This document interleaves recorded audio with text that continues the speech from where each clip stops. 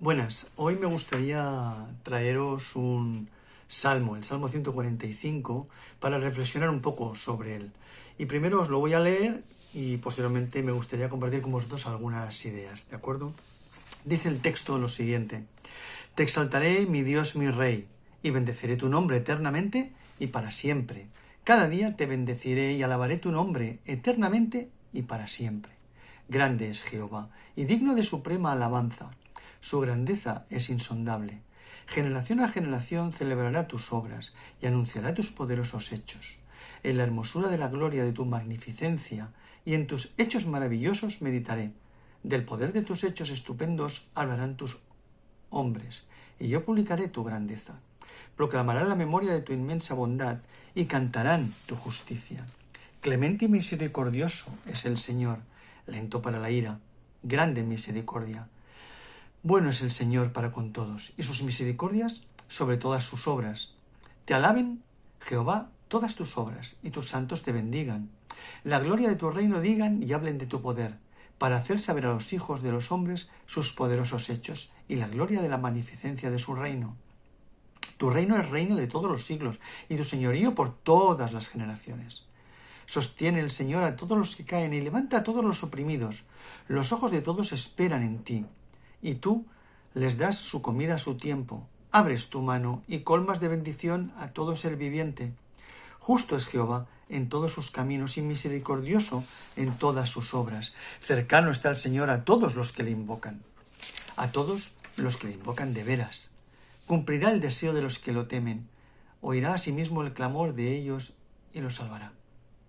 El Señor guarda a todos los que le aman, pero destruirá a todos los impíos. La alabanza de Jehová proclamará mi boca. Todos bendigan su santo nombre eternamente y para siempre. Este es un salmo que se llama tipo himno, o sea, una canción de alabanza que solían ser usadas por los judíos en sus cultos. De aquí hasta el final de los salmos son todos de este tipo. Suelen relacionarse con situaciones concretas de la vida. Es una alabanza, es una reacción a una situación experimentada. Alguien experimenta algo y eso le lleva a dar gracias o a alabar al Señor. Es una respuesta que el pueblo de Dios hace a la acción, a la obra que Dios hace con nosotros, normalmente relacionada con la alegría y con la gratitud. Y suelen tener estos salmos una conclusión en la que se invoca a una alabanza que conlleva una obediencia renovada. Y además, estos salmos servían como enseñanza intergeneracional. De una generación a otra se iban pasando estos cantos de alabanza para aprender quién y cómo obraba Dios. El salmo que llama a todos a adorar a Dios, este Salmo 145, enfatiza que Dios es Rey justo y grande, a la vez que compasivo y misericordioso, y que todas las generaciones deben saberlo. Y hay tres ideas de este Salmo que me gustaría compartir. Tres ideas que son transversales a todo este Salmo. La primera es la alabanza a Dios. Este Salmo alaba a Dios. El tema central del Salmo, lo más repetido es: te alabo, te exalto, te engrandezco. Es todo él un salmo de alabanza, un canto de alabanza. Fijaros los tres primeros versículos, donde hace una afirmación personal el salmista de bendecir el nombre de Dios y de alabarle. Y dice lo siguiente, como antes os he leído: Te exaltaré, mi Dios, mi Rey, y bendeciré tu nombre eternamente y para siempre. Cada día te bendeciré y alabaré tu nombre eternamente y para siempre. Grande es Jehová, digno de suprema alabanza. Su grandeza es insondable. Su grandeza excede a todo conocimiento. ¿Qué es la alabanza?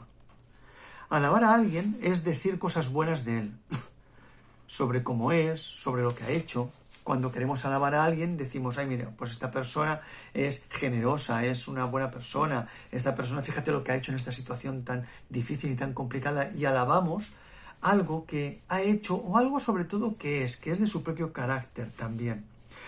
En la relación con Dios, la alabanza es reconocer y proclamar cómo es Dios.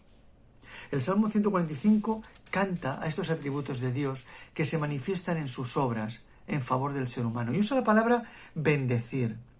Bendecir es otorgar altura, dar a Dios el más alto lugar, ponerle en el top, arriba del todo. En el latín viene de la palabra bendecir, es hablar bien de Dios. Te bendigo porque hablo bien de todo lo que tú eres. Y la alabanza se centra en Dios. Y en un Dios, como dice este salmo, en un Dios maravilloso. Se centra en un Dios que es grandioso y maravilloso. Y no tanto en qué hace, en qué ha hecho para nosotros y estamos tan agradecidos que le damos las gracias, sino que la alabanza tiene que ver con cómo es Dios, más que en lo que nos ayuda realmente, en cómo es Él. La alabanza es reconocer y proclamar cómo es Dios y lo hacemos al quedarnos maravillados ante Él. Y cómo es Dios, a este salmista, a David, le deja admirado.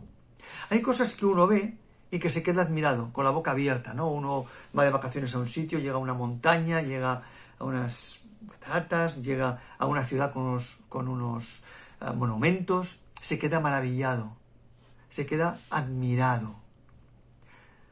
Hay cosas que uno ve, se queda admirado, como digo, con la boca abierta. Una maravilla es algo que causa admiración, y la admiración es algo que nos causa sorpresa, porque no lo esperamos. Decimos, ostras, ¿cómo puede ser esto? Qué diferente que es a lo que he visto. O qué bonito, qué interesante, no lo esperaba ver aquí. Y me maravilla, me sorprende realmente. Y Dios es maravilloso, Dios es grandioso. El creyente debemos aprender a conocer, a contemplar a Dios y alabarle por ello, como solo Él es digno de esa alabanza. Debemos conocerle en profundidad cómo es, cuáles son sus atributos, cómo obra, cómo ha obrado, cuáles son sus características y ver lo extraordinario de todo ello. Y esencialmente conocemos cómo es Dios, cómo obra a través de su palabra. Es cierto que en la naturaleza podemos ver cosas maravillosas sobre Dios, pero es en la Biblia donde encontramos cómo es Dios, en elementos como este salmo, o en cómo actúa Él en muchas situaciones. Allí se revela Él, allí le descubrimos y allí le contemplamos. Y dice el salmo que es algo que tenemos que hacer cada día. La alabanza es una vida de alabanza, no es 10 minutos, media hora, una hora, el domingo de 10 a 11, de 11 a 12.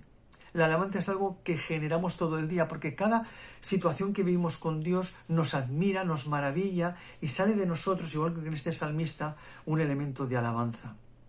Es como conocer a otra persona. Podemos conocer a alguien leyendo su currículum, lo que ha escrito, lo que otros dicen de él, viendo lo que hace o lo que ha puesto en Facebook o en Instagram. Pero a Dios se le conoce leyendo su palabra y viendo cómo ha obrado. Pero igual que a una persona se le conoce en profundidad estando con él día a día, con Dios ocurre lo mismo. Se conoce con él, se le conoce a él realmente estando con él día a día. Es compartir la vida con alguien. Es el camino diario que hacemos con alguien como le conocemos. Lo mismo es con Dios. Es el caminar diario, el momento a momento, el día a día, en el que vamos cada vez conociendo más a Dios. El Salmo, en el versículo 2, dice esto, cada día. Porque va más allá de las emociones o de que hoy estoy muy animado y me encantaría alabar a Dios y me encanta poder estar cantando a Dios y decir qué maravilloso es. No depende de las emociones. Dios es como es siempre y nuestra alabanza tiene que ser exactamente siempre igual. Da igual nuestro estado de ánimo, porque lo que alabamos es como es Dios y Dios es inmutable, Dios no cambia. Para alabar a Dios realmente o vivimos y hacemos de nuestra vida la mayor alabanza a Dios, o queda en palabras, queda en frases, queda en cantos que son huecos, si luego esa alabanza a Dios no la vivimos en el día a día de nuestras propias vidas. Y cuando decimos que Él es maravilloso, nuestra vida genera o expresa esa maravilla de Dios. Si decimos que Él es justo, nuestra vida genera esa justicia de Dios. Si decimos que es misericordioso, nuestra vida genera también esa misericordia. La alabanza al salmista le sitúa también a Él, porque en el momento en el cual ve a ese Dios grande, misericordioso, como dicen los versículos del 4 al 7, omnipotente, que es la verdad, que es la fidelidad, que es la justicia, le sitúa. Le hace ver que no puede alabar a otros dioses, porque solamente puede alabar a este Dios, al Dios único y verdadero. que otras cosas no pueden ocupar el centro de su vida, solamente Dios, porque es lo máximo, es el máximo. Pero también a la vez, cuando alabo a Dios, me sitúo a mí, me doy cuenta de cómo soy yo. Me doy cuenta de que no soy el número uno, no soy el number one, ni me creo que soy el más mejor. Me sitúo ante Dios y digo, lo que me queda todavía. Alabar a Dios me sitúa en la vida, como dice Romanos, para que no tenga más alto concepto de mí que el que debo tener, sino que piense de mí con cordura. Me recuerda que soy dependiente de Dios, que soy su siervo, que he decidido seguir su camino y no el mío. Y la alabanza no es por tanto una respuesta a lo que Dios me da, o me deja de dar, o me ayuda, o me deja de ayudar, sino que es un elemento de admiración sobre la maravilla de cómo es Dios, y reconozco, aprendo cómo es Él, y en el momento que aprendo cómo es Él y le sitúo a Él y no coloco a nadie más como centro de mi corazón, me sitúa también a mí, dándome cuenta de que ante Dios no soy absolutamente nada. Pero claro, el salmista no le ensalza para conseguir algo. Y podemos pensar, es que uno tiene ganas de alabanza en los momentos que van bien, en los momentos maravillosos. Fijaros, el salmista cuando escribió este Salmo 145, él había pasado situaciones muy duras. Y fijaros, los salmos anteriores, de los salmos 140 al 143, son oraciones por situaciones muy duras por las que estaba pasando David. Él pide protección de Dios por presiones de los demás y por calumnias que está sufriendo. En el 141 pide ayuda para no caer en la intensa provocación que otros le están causando. En el 142 expresa su soledad cuando es perseguido por Saúl. Y en el 143 se pone ante Dios porque cree que es su final y que va a morir. Y en el 144 da gracias porque la mañana ha llegado y es rey. Y en el 145 alaba a Dios. Pero es una alabanza de conocer a Dios en los momentos buenos y en los momentos no tan buenos. Porque las experiencias de la vida nos hacen conocer a Dios en profundidad cuando son variadas, cuando son claros y oscuros, porque de todo hay realmente en esta vida. En resumen, este primer punto de la alabanza, decimos que la alabanza es reconocer cómo es Dios, que se centra en Dios, que es maravilloso, y que es cada día, porque va más allá de mis estados de ánimo, de mis palabras. Es una vida que le alaba en el día a día. Y le sitúa, y me sitúa a mí, como dependiente de Él. Y no es por lo que me da, sino que es un reconocimiento por quién es y por lo que Él hace, en mis claros y en mis oscuros de la vida. Pero a la vez, dice el texto que es maravilloso y que es grande y misericordioso. Es grande y poderoso, dice el versículo 3, y lo va demostrando a lo largo del Salmo. Señala que es insondable, o sea, que excede a todo conocimiento, a nuestro entendimiento. Es ilimitado, es maravilloso, es incalculable su misericordia. Solo podemos atisbarla, intuirla a través de su palabra, de sus obras, de cómo trabaja en mí también. Porque Él quiere que yo le conozca a través de la palabra y a través de cómo experimento mi vida con Él.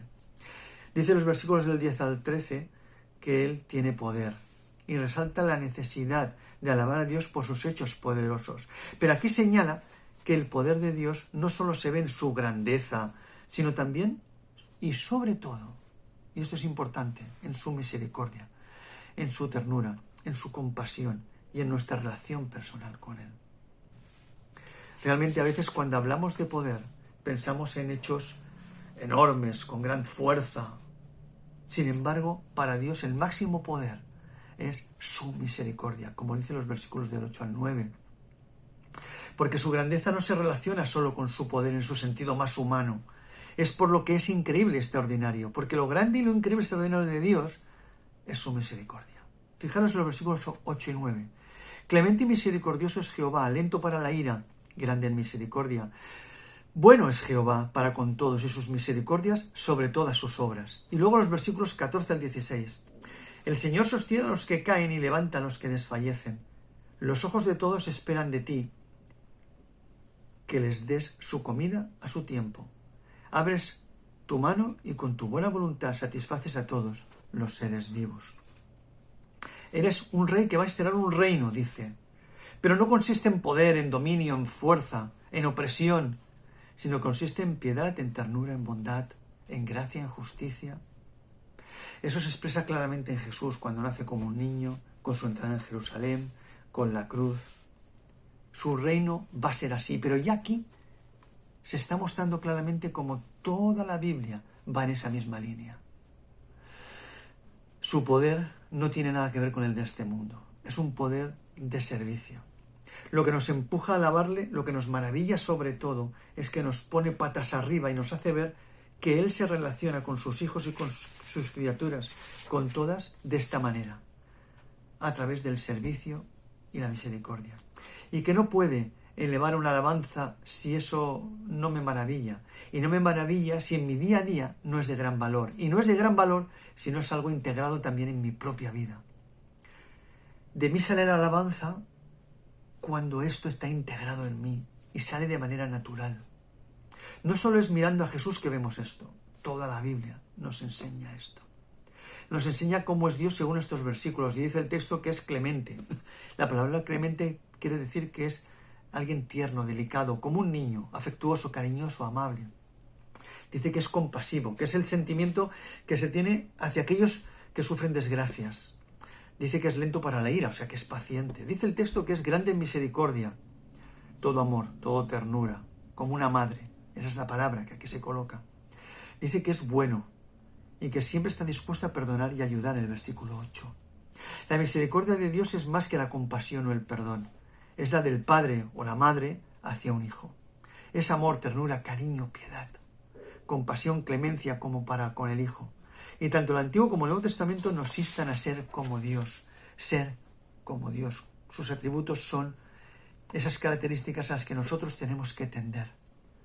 Y dice el texto que sobre todo para con los más desvalidos, como hemos leído en los versículos del 14 al 16. El texto nos insta a ser misericordioso y no enseñorearnos de aquellos que están sufriendo más. Israel y todos los hombres, especialmente los agobiados y necesitados. Es el apoyo a los débiles, en la debilidad de las personas. En la debilidad, cuando Dios sostiene al que va a caer, dice el texto, ayuda a los que han caído. Endereza a los que están doblándose. Y hemos de encontrar allí nuestra fuerza en esos momentos también.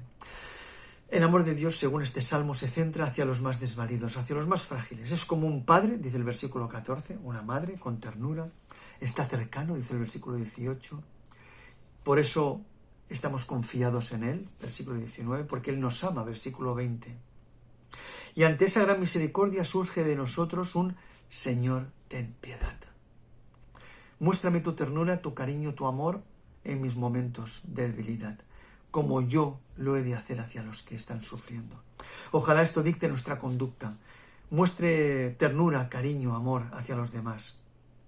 Lo que conozco de cómo es Dios y cómo se relaciona con el ser humano y conmigo me lleva a gestionar mi vida para ser como Él y mis relaciones hacia los que están sufriendo. Desde que el mundo es mundo, sufre y hoy también las personas sufren. Y sabemos que Dios está especialmente cerca de ellos. Mientras el ser humano se tortura, se aniquila, Dios desea estar al lado de los que sufren y son perseguidos. Y esa es nuestra opción. Dios al lado de ellos y nosotros como cristianos que queremos seguir el camino de Jesús, optamos por el mismo camino y pensamos que podemos hacer eso mismo. Y hacemos, estamos al lado del que sufre. En resumen, este segundo punto nos habla de que Dios es maravilloso, es grande, es misericordioso, y eso es la grandeza de Dios, su misericordia. Cómo nos trata y cómo se relaciona con nosotros. Sobre todo lo es para con los más desvalidos. Y eso a nosotros nos lleva a la acción hacia el que sufre. Y los versículos del 4 al 7 y también del 10 al 13 nos hablan de la misión que tenemos. La transmisión de este cómo es Dios exactamente es intergeneracional, es de una generación a otra. Fijaros lo que dicen los versículos del 4 al 7. Generación a generación celebrará tus obras y anunciará tus poderosos hechos. En la hermosura de la gloria de tu magnificencia y en tus hechos maravillosos meditaré. Del poder de tus hechos estupendos hablarán los hombres y yo publicaré tu grandeza. Proclamarán la memoria de tu inmensa bondad y cantarán tu justicia. La alabanza tiene por objetivo también esto.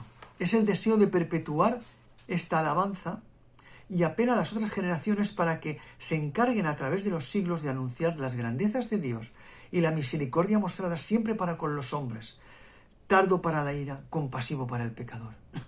En la alabanza, cuando nosotros alabamos a Dios y otros más jóvenes nos escuchan, aprenden cómo es Dios. Con nuestras vidas y con la reflexión hacia ellos de por qué actuamos así, porque así es Dios, nuestros niños, nuestros jóvenes aprenden a conocer a Dios. Es nuestra responsabilidad transmitir esto a las nuevas generaciones. Como se pasa la antorcha olímpica, compartir la fe de manera intergeneracional. Que la comunidad sea la obra del Señor hoy y muestre su luz para con otros, los más jóvenes, y para que ellos le glorifiquen depende de que nosotros sepamos transmitir nuestra fe a ellos. Y hemos de enseñarles cómo realmente es Dios y cómo se vive una vida con Él. Como dicen los versículos del 10 al 12, sus santos han de dar a conocer el mensaje de su reino. Y por ello, cada iglesia y en cada culto se produce el milagro intergeneracional en todas las comunidades. Es un milagro. Nos ponemos personas de diferentes edades cantando juntos, interrelacionándonos posteriormente, aprendiéndonos y sintiéndonos como personas de diferentes situaciones, estratos sociales, pero también sobre todo de diferentes edades, con cuestiones en común que nos unen de una manera profunda. Cuando su pueblo vive la grandeza y la misericordia de Dios, su pueblo es luz. Cuando se hace realidad este proyecto de Dios de armonía y paz, nos convertimos en la maravilla de Dios.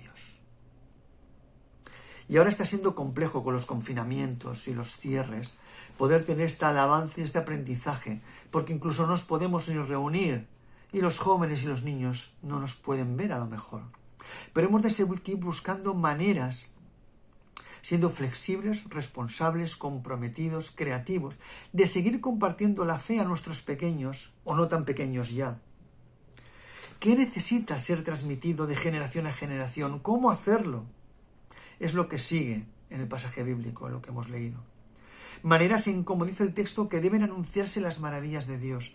Dice celebrando las obras de Dios, celebrarlas. ¡Buah! Fíjate lo que ha hecho y lo que es. Haciéndolo de padres a hijos, siendo conscientes, anunciando los poderosos hechos de Dios, reflexionando y meditando, hablando de sus hechos, publicando sus obras, proclamando, recordando su bondad, cantando su justicia a gritos, se dirá que eres justo. Y esto es algo que hemos de hacerlo junto con nuestros niños y con nuestros adolescentes y con nuestros jóvenes para transmitir intergeneracionalmente esta enseñanza. En resumen, los 3 puntos del sermón. Primero, la alabanza. Segundo, Dios es maravilloso. Tercero, la misión intergeneracional. Primero, la alabanza es reconocer cómo es Él.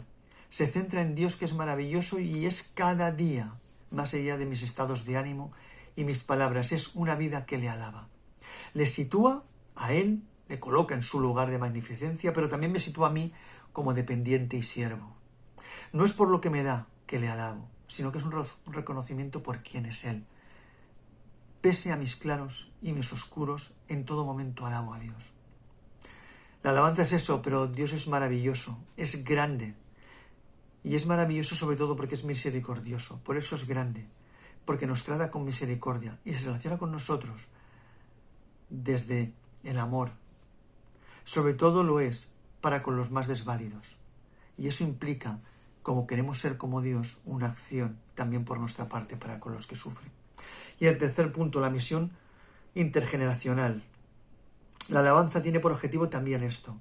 Es el deseo de perpetuar esta alabanza de unos a otros. Y cuando nosotros no estemos, nuestros hijos, a nuestros nietos espirituales puedan ir enseñando esto porque no han aprendido de nosotros. Es perpetuar la alabanza.